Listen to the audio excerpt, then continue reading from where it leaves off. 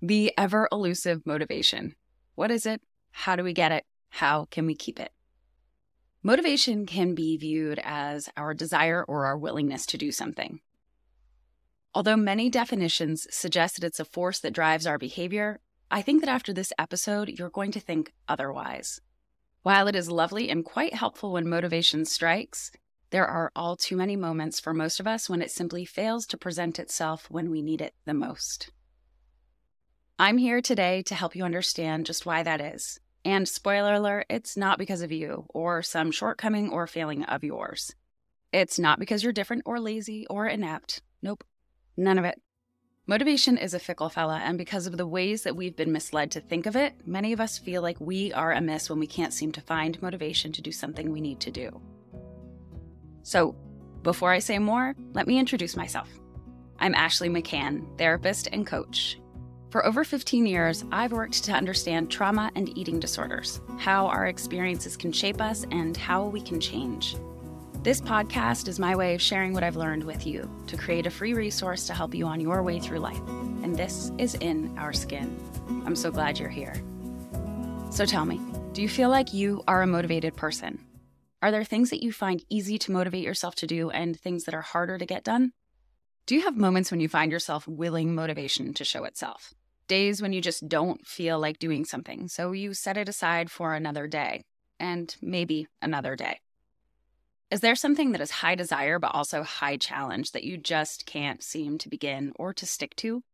It makes sense, and my hope is that by the end of this episode, you'll no longer feel like you need to play the waiting game because you'll understand motivation differently, and I'm going to offer you some things that you can do for yourself to get through those tough, challenging, and less than appealing things on your list, as well as how to begin the things you really do want to begin, but you just can't seem to find the gusto for. When it comes to motivation, we want to consider two types, intrinsic and extrinsic. Intrinsic motivation comes from within. It's the internal kind. It's when you're motivated to do something because it's rewarding, it interests you, intrigues you, excites you, or because it gives you the emotional return, like the joy of accomplishment or pride of doing the hard thing. You know this feeling. It's the pull toward whatever you really want to do today, whether it's to watch TV or eat some food or nail some project you've been working on. You might remember it from something in the past, like the tiny joys that come of making your bed or finally cleaning your room, which you might have accomplished while you were avoiding doing the actual thing you were supposed to do, but you couldn't find the motivation to do. But I digress. More on that shortly. Intrinsic motivation is that internal yes that you feel in response to something on your list, as opposed to extrinsic motivation, which is an external motivator, something like a reward, a trophy, a grade, or perhaps it's the opposite. It's something that motivates you to avoid a punishment or a consequence. So if there's anyone out there who needs an all too close deadline to get something done, you're not alone, and that's an extrinsic motivator. It could be allowance back in the day that got us to vacuum our room. Or if you're like my best friend, you would just roll the vacuum across the floor to leave the marks on the rug, which actually takes the same amount of effort, but valiant rebellion nonetheless. So extrinsic motivators are the things that we do to receive an award, a treat, an approval, perhaps a grade. It could be seeking likes or followers, and the opposite. It's avoidance motivation. It's trying to avoid a negative consequence like a bad grade or a loss of privilege, maybe negative appraisal at work or amongst your friends. And yet the two are quite the same. They both speak to the natural parts of us that want to go toward reward and avoid punishment. Who doesn't want to maximize a reward? And don't we all want to minimize punishment? Interestingly, intrinsic motivation has 3 times the impact on employee engagement levels versus extrinsic. And external motivators can actually slow learning in school-related research. When we are intrinsically motivated, we're more focused, we're more connected to the task, and we're more likely to stay engaged to keep it front of mind. And that means sustainability. With extrinsic motivation, there's a beginning and an end to the reward or the avoidance of the consequence. So it has this waxing and waning effect on our drive. And that makes sense, doesn't it? It works. It can be powerful one time or in a moment, but it doesn't have that same kind of lasting effect that we're looking for when it comes often to motivation, especially if there's something that we're trying to build on and maintain. So couldn't we all benefit from understanding what pulls us, what compels us toward one thing and not another? How we can find ourselves drawn in one direction and in avoidance of another. Because here's the thing of avoidance. It can inhibit our higher level learning. It causes us to fixate on comfort and relief versus our greater desire or goal. Ultimately, to survive, we need both types of motivation. They both keep us going. They move us forward. Neither of them good nor bad. Yet when we're out of balance, when there's more external reward seeking than internal drive, we can find ourselves with a bit of an impulse control problem. And often this is accompanied by anxiety, depression, and other mental health struggles. And just in case you're thinking you need to reject that external pull toward joy in exchange for some pure perfectionistic, intrinsic drive, I'll say nope. That can also become problematic. Forced drive, determination, can easily look like obsession and compulsion, and those are not helpful or healthy. And we can't stop extrinsic motivations from drawing us entirely anyhow. By the way, I said the word health a moment ago, and I'm all too aware that the way we define this word can lead us to associate it in very different ways from person to person. While I want you to be thinking about your mental, physical, and emotional health, you might use that word in a different way than I do. So let's grab a definition so we can be on the same page. I like this one from the World Health Organization. Health is a state of complete physical, mental, and social well-being, and not merely the absence of disease. A complete state of physical, mental, and social well-being. That's not necessarily how we always think of health, right? Health is something that we can use to judge and appraise ourselves, our food, everything that we do, from watching TV to taking a run. But instead, I want you to think about health as anything that can contribute to mental, physical, emotional, social well-being. And sometimes that is watching TV, right? So let's connect the dots on health and motivation. When I talk about health, many, if not most people, start to think about food and exercise. And when it comes to a discussion of motivation, I know that these are things that are likely front of mind that people have questions about. So let's take a look. It's estimated that on average, people make food consumption decisions 220 times a day. 220 times a day? That's a lot of thinking about food. And I can tell you that for the people that I work with, it's increasingly more than the average. So for a lot of people, thoughts about food, thoughts about health are right there at the front of their mind much of the day. Our motivation for our food choices means we have to be motivated to eat something, meaning we have to have that drive, whether intrinsic or extrinsic, to eat a certain way. And that can be tricky. And we're going to talk a lot about why that is today, because we might want to see ourselves eat certain foods. Like maybe we want to eat more fruits and vegetables, but we might continually find ourselves not doing it. And this is the problem of motivation. So let's learn more together. We're predisposed to things for preferences, for convenience, and access to food plays a huge role in how we eat. So our preferences can change based on knowledge and experience. And this could be cultural, it could be interpersonal, and it could be from gaining nutritional knowledge. Do you believe that certain foods are favorable or unfavorable, others that are pleasant or unpleasant? And how challenging do you assess it to be to eat certain foods or certain ways, such as cooking versus getting takeout? And what's it like for you being in the grocery store? How harmful or beneficial do you see eating certain foods? And what are your sensory preferences? What are your beliefs about the nutritional qualities of foods and the health effects of foods? What were you taught about foods, eating, nutrition, cooking? All of these factors are going to play into what you feel motivated to choose and what you don't feel motivated to choose. I don't want you to forget what we discussed in the last episode because a lot of it has to do with what we're talking about today. So if you haven't listened in, you might pause here and listen to that previous episode before going forward. In that last episode, we talked about our initial pull toward food being motivated by an internal drive that's mostly an automated process. It's not from a mindful choice, meaning we're not stopping, thinking, choosing. We're driven towards something. Our stored preferences, and these are based on our brain's appraisal of food, not necessarily based on our knowledge of food.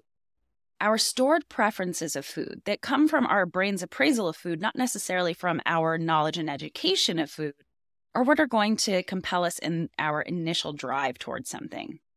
That part of our brain wants the high reward above all. And this is a drive that our ancestors needed to seek food that had a big payoff that could keep them alive longer.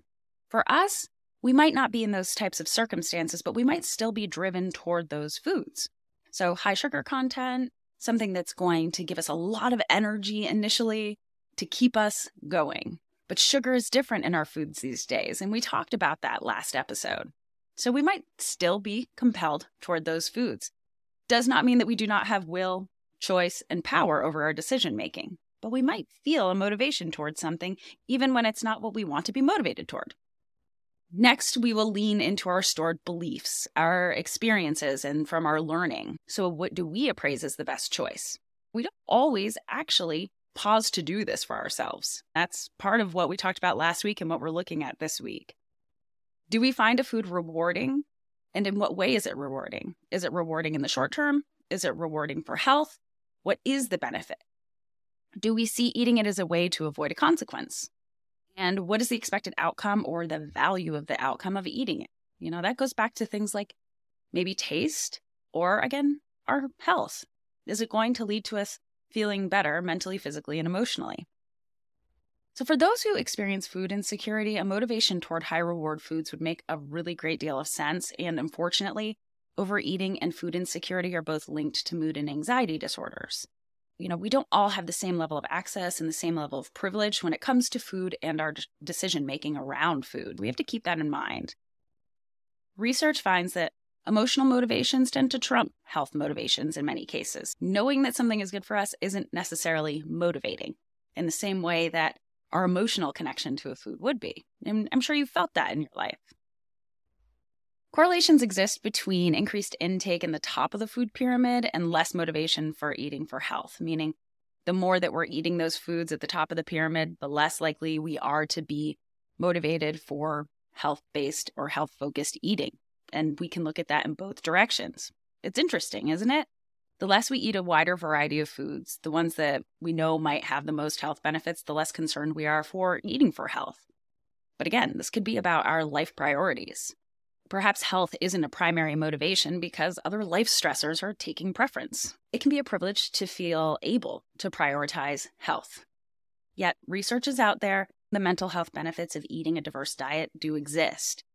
From the improvement of depression to ADHD and anxiety, consuming a nutrient-dense diet, meaning fruits and veggies, whole grains, legumes, unsaturated fats, and unprocessed can impact actually how we feel mentally, physically, and emotionally, and can have an impact even if we have diagnosable depression, ADHD, anxiety, and more. On a weekly basis, 96% of Americans don't reach the minimum for things like greens, beans, and whole grains. And it makes sense. Most of us don't receive a real education around nutrition, how to portion foods, how to prepare foods, and how to consume a wider variety on a budget. The perception that eating healthier is too expensive is truly a barrier for people. The top of the food pyramid foods are highly advertised. They're also highly available, and if we haven't had a lot of exposure to a wider variety of foods, we're going to have preferences for the things that are known to us. Those high sugar foods, the highly processed foods, are also going to be assessed as highly rewarding. Our brain and body might remember that reward that comes of those foods, that initial reward that doesn't necessarily have the same reward for our physical health or our mental health or our emotional health, right? But motivation comes from our relationship to reward. We are motivated toward the things we assess as rewarding. Those rewards that we're assessing can motivate our behavior toward those foods. Having health information doesn't increase motivation for food choices for most people. The exception is when someone has an acute medical condition. Here's where we see the effect of health information having an impact in changing motivation and behavior around food choices, but the effect isn't often long-lasting. Research shows that the more people exercise, the more they feel motivated to eat fruits and vegetables. So that motivation could go either way. Perhaps it's the already in place behavior of exercising that leads to increased motivation to eat fruits and vegetables, or maybe eating fruits and vegetables suggests a higher motivation for health, which then makes exercising easier. It's a classic case of chicken and egg, if you will. Health motivation is tricky. It's not that most people don't want to be healthy. Most of us do. There's another layer to this that's really important to look at. We have to believe that it's possible for us. When we don't believe that something is possible, it's highly unlikely that we will attempt it. The belief that we can motivate, that we can find motivation, or that we can be a motivated person is similar. If we don't see ourselves as motivated, and if we see others as a different type of person who can do those things and accomplish them, but not us, again, we're highly unlikely to try. But very few of us wake up wanting to do unpleasant or boring things. If we appraise eating a certain way or doing movement in our morning or our day to be boring or unpleasant, highly unlikely to want to do it. It's very logical. Those who get up and do things like this, despite maybe having a lacking motivation, are the ones who believe that they can motivate themselves, that they can get there, even if they don't like something initially. This is very important for us all to hear and understand. That belief that we can motivate, or belief that we can do something even when it's hard and get to a place that it feels easier or better, this can build with our efforts. The evidence can reinforce and help us actually attain that motivation. Effort often has to happen in the absence of motivation. Change is hard. Most of the time when we are attempting to change something, we're going against a force within ourselves that wants to stay the same. That part of us needs proof that the change is more beneficial, that it is not of consequence, that it is not going to lead to more suffering than our present state. So even when the present state is not so hot, we have to get that part of us to trust that the change is going to be better than the known discomfort. Our mind and body will stay in known discomfort because it's familiar and that is associated with safety. Mood and momentary emotion are also highly apt to influence our choices. So I might be highly motivated to do something different tomorrow, but if I wake up tomorrow and I'm feeling low and sluggish and drained, my motivation is going to depend on that moment, not the idea I had the day before to be motivated tomorrow. So keep that in mind. For most, feelings determine actions unless we are really mindfully choosing, meaning that our feelings will drive our behavior if we aren't cognizant of the state of our mind and mood and choosing wisely, acknowledging the directions that our feelings are trying to send us in. We are lucky if we are feeling inspired, excited, and motivated to meet the tasks of the day. But if we aren't, if we're feeling low, despondent, frustrated, disgruntled, our actions may follow those feelings instead. On those days, it would make sense if we didn't get much done, especially if we are waiting to feel motivated. And doing something new and different is going to be even harder than just doing the baseline, right? We've all been here. We can't talk about motivation without acknowledging dopamine. And I shared some about dopamine last week. It's that pleasure chemical that can keep us coming back for more. And it's highly influential in our behavior, our decision-making, and our motivation. And just like some of what we've been talking about here with emotion and reward appraisal, dopamine plays a huge driving role toward our behavioral choices that are rather automated. If we aren't very mindful of it, we can find ourselves getting in these loops of behavior patterns as a result. So let's look at how this plays into it all too. Whether you've heard previous episodes and heard me talk about dopamine, I want you to come here now with a full understanding. This is dubbed by some to be the molecule of more. It's our neurotransmitter that plays a really important role in reward, motivation, behavior. So research early on showed that both in rodents and then later in humans, dopamine was released when we encountered reward. That could be things like food, sex, drugs, social interactions. And all of those things released dopamine in the brain. So this started to suggest that dopamine was a neurochemical linked to feel-good outcomes. But then something interesting was discovered later in the 90s.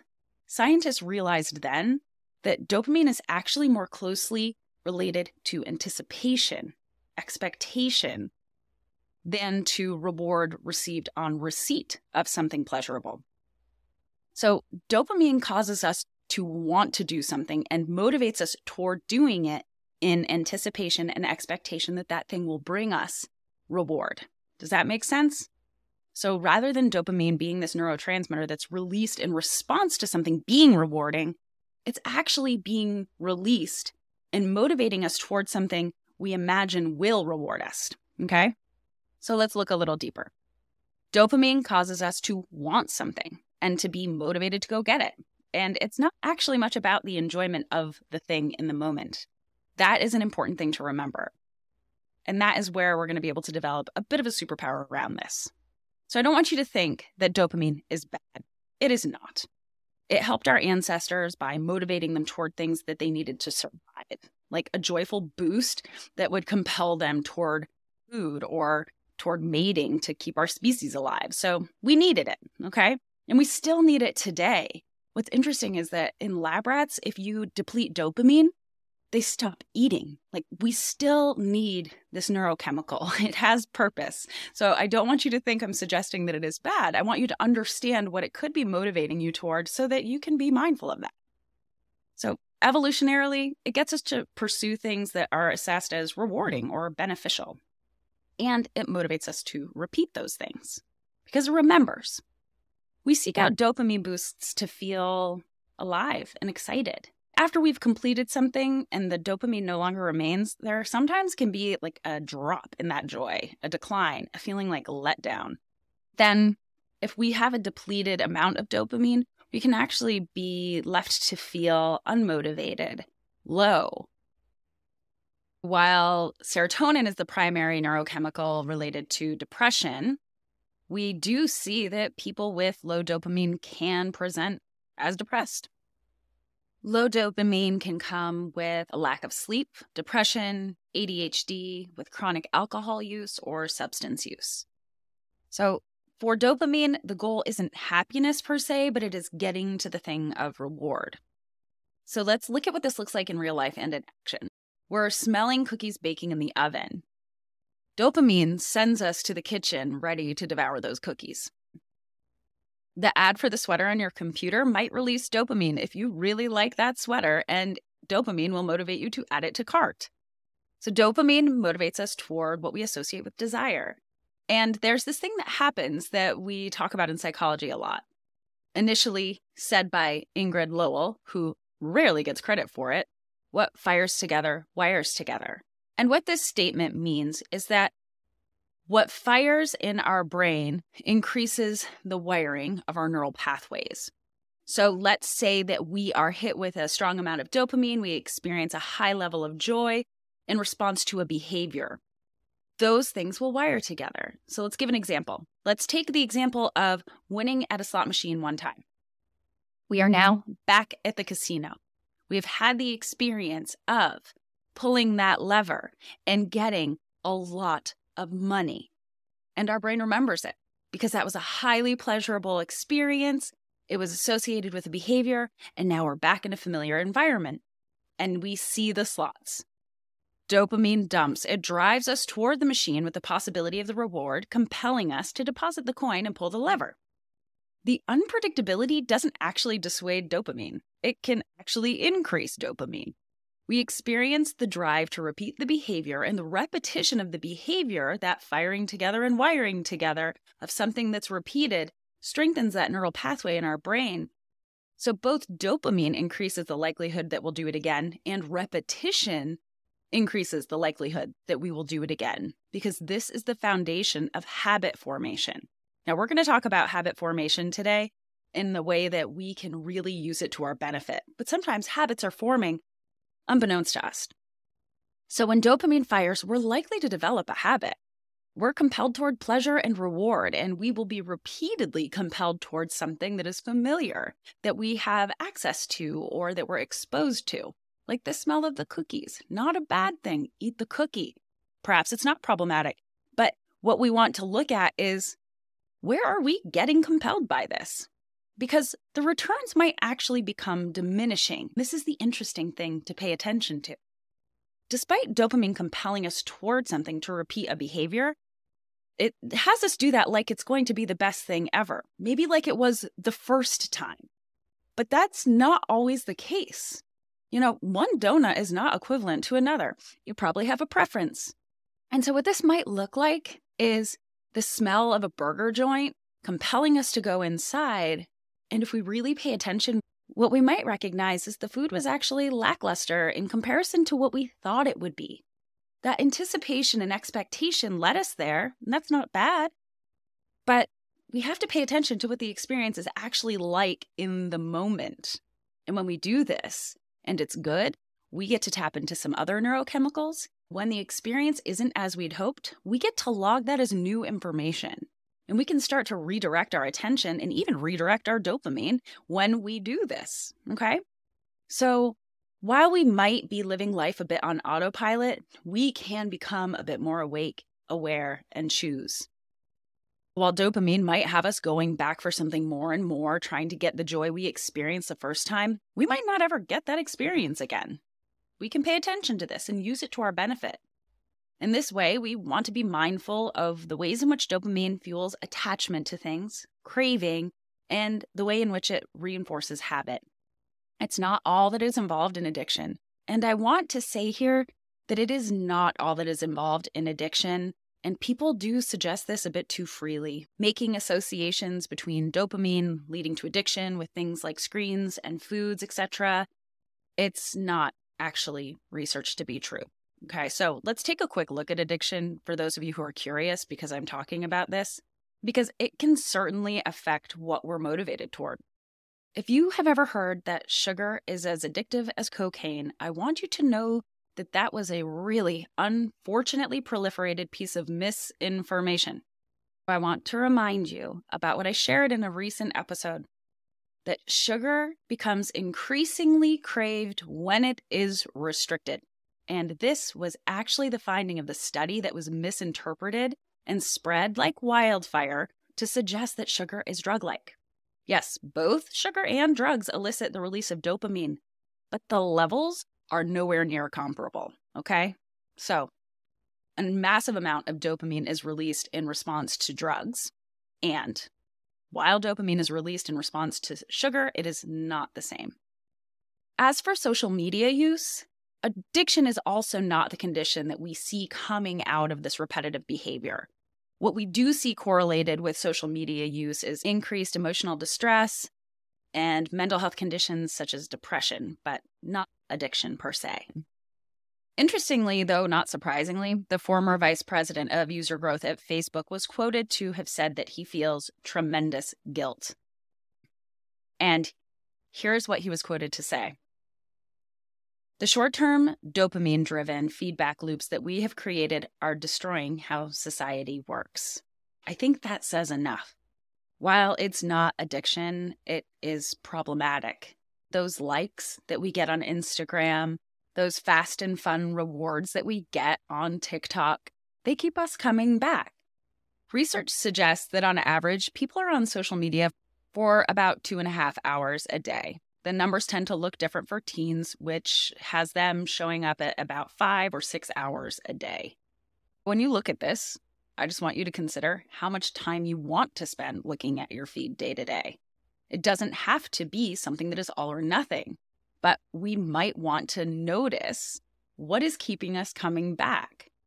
It can take effort, but those cravings can be changed and the motivation toward the scroll managed. One study found that restricting Facebook use translated to less depression, healthier hobbies, and greater productivity. So give it a go. The same can actually be true for playing video games, if anyone has been wondering about this in the back of their mind. The research suggests that only a very small segment of the population actually becomes truly addicted. I believe the number was about 2%. But the dopamine is real.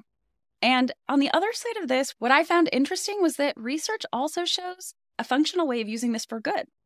When video games are used by kids as a coping strategy to balance out the stressors of life, notice that mindful framework, gaming can be helpful to kids' mental health.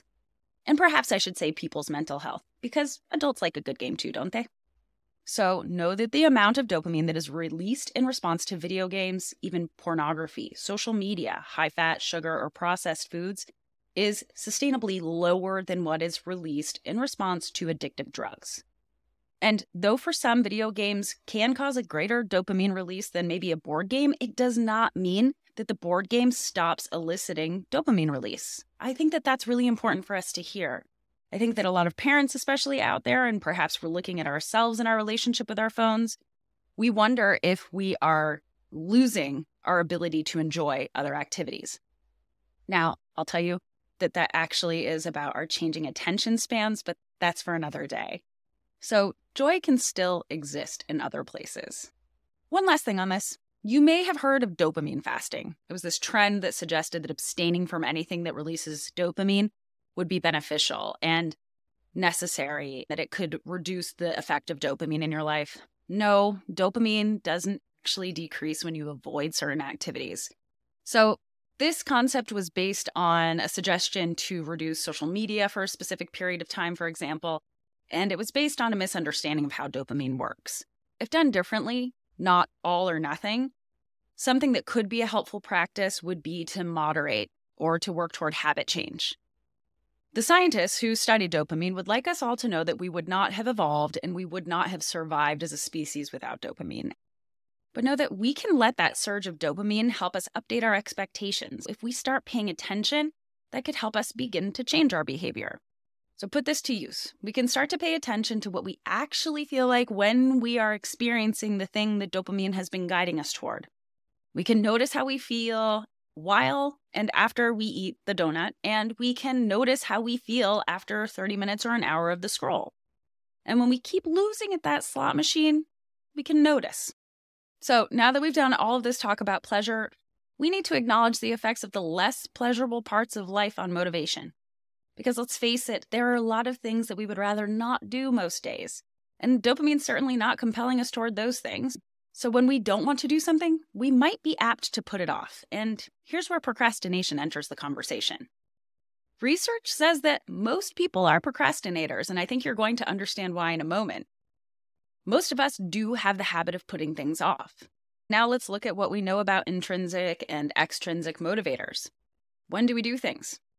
We do things when we feel like it, or when we don't have a choice. We have a deadline. There's a consequence.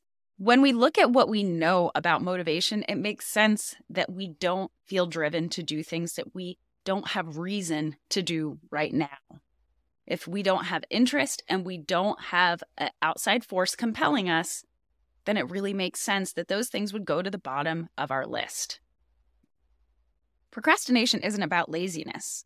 In fact, we often do a lot in the face of this form of avoidance. When we're procrastinating, we're often doing something else. Procrastination isn't a sign of a human who lacks motivation as a person. It's simply that that person who is procrastinating isn't motivated toward that particular task at that particular time. So remember the episode on strategies? Procrastination is a strategy. We're trying to avoid the discomfort or the disinterest of a task. We're trying to avoid boredom, perhaps, and we're trying to avoid failure or imperfection by engaging in something different. So perhaps it's showing us where we're challenge avoidant in favor of something more comfortable or pleasing. So procrastination happens when the interest is lacking, no intrinsic motivator, or when the reward is lacking, or the punishment or consequence doesn't feel yet like enough of a threat to provoke us. In this way, I think that we misuse the word procrastination. It's a bit of a misnomer because it suggests that we're doing something wrong, that it doesn't make sense, when it actually does make complete sense on a psychological level. The use of this word often elicits self-judgment and labeling, and that creates another type of self-reinforcing cycle. It increases anxiety, it lowers self-esteem, and it makes it more likely that we will be less motivated. Because when our mood is lower, we are less motivated. We see this time and time again. So remember, take a look at why you don't want to do something and try to look at it with curiosity rather than judgment, rather than labeling. Because when we label something as procrastination, we're more likely to feel less motivated toward it. It's as simple as that. You're more likely to feel like there's something wrong with you, even when there's not. So please pump the brakes and remember what you're learning here. We need internal drive. We have to have some self-assessed high interest or reward, or an external driving force to get motivation to kick in. That can be a reward or a deadline. But the thing is, we don't always have those things. And so then we need to rely on something different than motivation, which is what we're coming into in a moment. We would all benefit from unlearning that we need to feel like doing something to do it. Seriously, consider how often you find yourself waiting to feel ready, excited, inspired, and motivated to perform or take action. What you aren't interested in today, you're highly unlikely to be interested in tomorrow. What this means is that we are all simply waiting for stress to activate and compel us toward finish lines. That's a pretty accurate description of procrastination, wouldn't you say? Disinterested, uninspired, avoidant, and then it's like a fire alarm going off and we are rushing to save our lives, pounding through a task.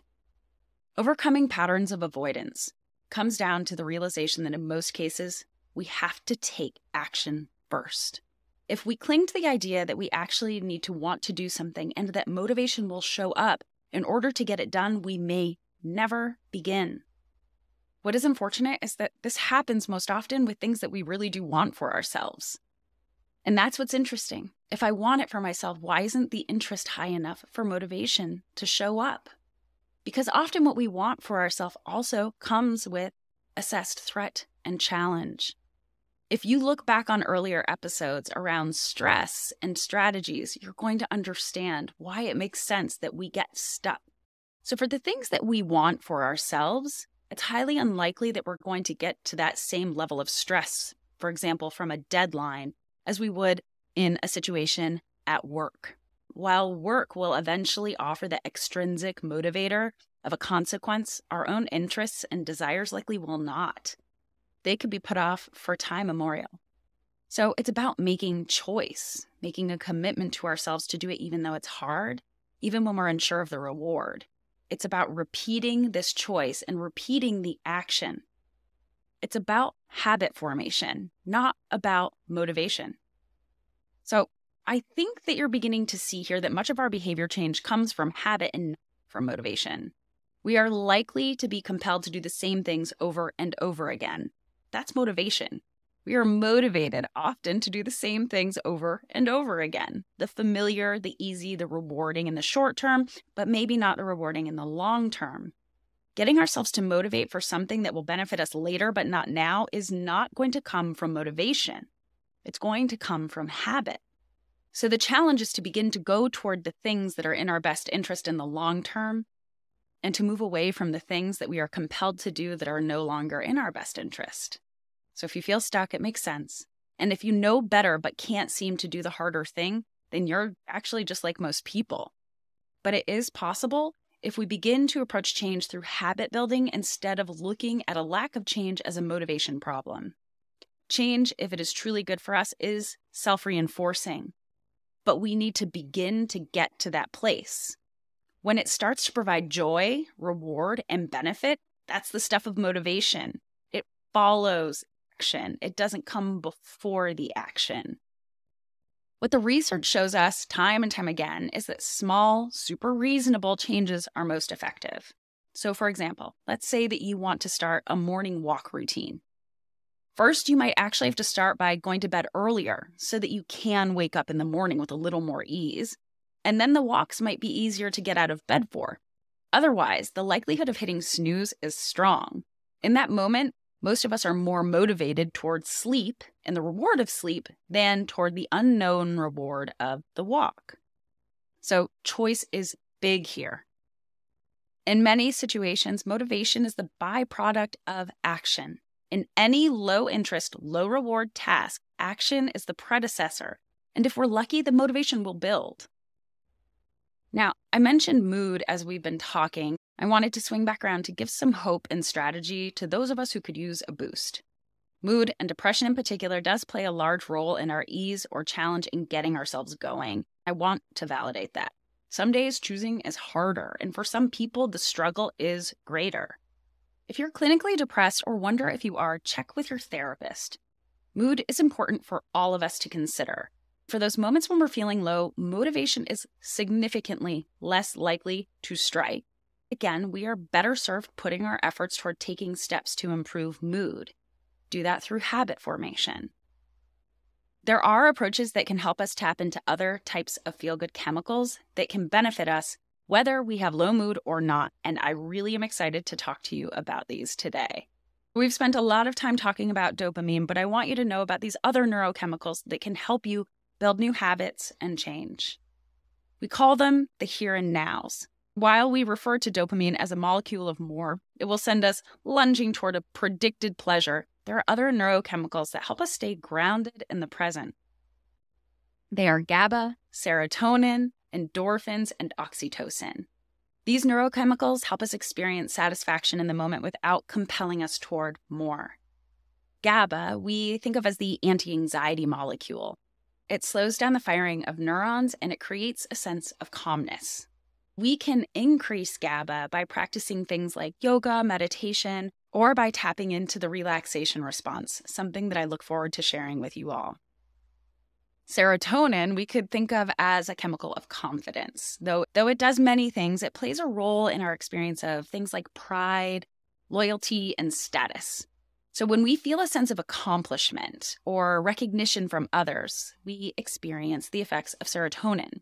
That can come from accomplishing a big task like finishing an assignment or producing something or finishing a race. And it can come from hard work. Serotonin gives us strong, positive emotion in the moment. To increase serotonin, we can give ourselves regular challenges and pursue things that reinforce what feels purposeful, meaningful, or like an accomplishment for us. This is where we can go, yes, I did it. So like that example of getting up for those morning walks, when you go to bed at night at an earlier hour, you can thank yourself in the morning for having done so and give yourself that, yes, I did it moment.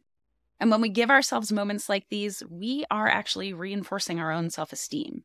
So self-acknowledgement and gratitude for the things that we've done, patting ourselves on the back is really powerful. The next is endorphins. Now, endorphins are released essentially in response to pain. Moments when we're pushing our body's comfort level, pushing our edge, can bring us into that experience of endorphins. This is a release that you can think of or probably have heard of with the runner's high. Know that you don't have to run a marathon to experience the release of endorphins. You can take a cold hit of water at the end of your shower, try a polar plunge, and some believe that deep belly laughs actually release some of these endorphins. Another option is acupuncture, which has been researched to be shown to release endorphins. So you have some different ways to access this. And the last of the here and nows is oxytocin. This one is affectionately referred to as the hug drug or the hug hormone, and that is because it is released in the brain after physical contact with others, especially those long, extended hugs. Oxytocin is also released in response to our pets, so feel free to tap into them. It's the feeling of love, friendship, connection, and trust. So positive social interactions tend to be the best way to increase the output of this hormone. This can look like things like sharing meals, giving gifts, opening up emotionally, giving attention to someone else, and again, long hugs. So how do we put this all together?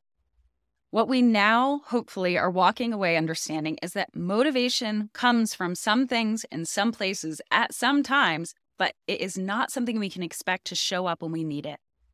We instead have to begin to build habit. We can lean into these neurochemicals to support us in making choice and change that boosts mood and that reinforces behavior, so that we can tap into feeling good, but in ways that reinforce the change that we want to see in our lives, the behaviors, the patterns that we want to be able to motivate toward. Remember that if we start with action, we can build and reinforce and find motivation down the road. Once we see that the things that we are doing actually bring reward, we can find that intrinsic motivation within us to continue to maintain that for ourselves. We can begin to reframe, change, and build new expectation for what is rewarding for us in life that can align with our values, our long-term goals, and not just those short-term pleasures that our mind and body do compel us toward. Intrinsic motivation is something that we can strengthen, that all of us are capable of. It is possible. Remembering that, holding on to that truth for ourselves and strengthening it like a muscle is the key. We have to begin to take action and make new choice to reinforce living in the way that we want to live. And we have to do it in small, reasonable steps. We begin by making commitments to ourselves, developing daily practices, those small steps that begin to show the parts of us that are challenge averse that this is beneficial. And let that information build as the habits build. Here's the thing that I want you to know, that the habits that are good for us, that are healthy, meaning mentally, physically, and emotionally beneficial for us, those things become easier over time. We don't feel like we have to keep doing more and more of them to get the good feelings. Instead, the effort decreases. The amount of energy that it takes to do those things decreases over time versus a lot of those things that dopamine will fire to have us do versus those things that we go to for short-term reward. Remember how I said that we might find ourselves seeking again and again that reward that we got the first time at the slot machine? When we are starting to make that truly build toward our health and well-being, we don't feel that compulsion to keep doing it with that letdown that follows after. Instead, it's a steady effect. We get more of those here and now neurochemicals that help us stay and feel good about the work we're doing and to keep doing it. So I hope that this served you today in helping you understand your relationship to motivation, the way you've been thinking about it. I hope that you stop using the word procrastination and instead get curious about what's making it challenging to do something so that you can try to approach it in a new way. And I want to thank you so much for listening. This week on the blog, you're going to find a bonus of some more strategies that we can use to build our motivation. So I hope that you find your way over there following the link in the show notes. And there you'll also find the transcripts from our episodes. I am so thankful for you being here listening to In Our Skin. For those who are interested in learning more, check out my program, Change Your Relationship with Food, opening March 1st. If you sign up now, you'll get a 40% discount. If you're interested and want to learn more about my women's circle, Heal, then hop on over to the show notes and click the link for more information. As always, I would love to hear from you, so write me, send your requests, ask your questions. I'm happy to answer them. I really value when people take the time to pause and review this podcast. It helps me keep this free resource going, and it helps more people find it. Until next time, take care.